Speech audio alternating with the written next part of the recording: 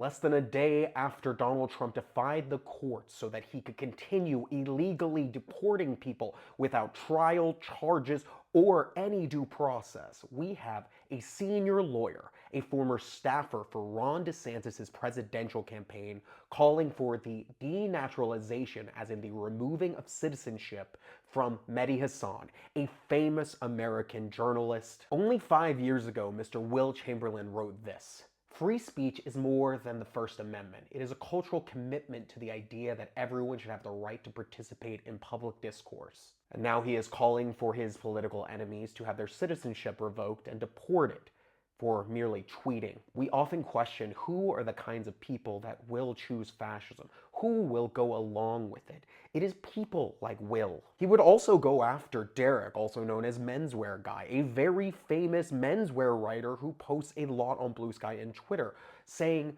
"Don't worry, we'll get around to you as well. I hear tailoring is a thriving industry in Vietnam." Understand, Derek and Mehdi are not random guys. Mehdi has his own network now. And Derek is probably the most famous menswear writer on earth. But Will Chamberlain feels very comfortable, the senior counsel of the Internet Accountability Project, who has his own page on the Federalist Society. And if you're not aware, the Federalist Society is literally a far-right group to train far-right lawyers so that they can take over the government. And guess what? They were also the people that gave Trump all the judges that he has picked for all the positions. And we can see from Will's bio on the Federalist Society page that he wasn't some left behind, poor, white, working class man who just found himself into the MAGA fascism.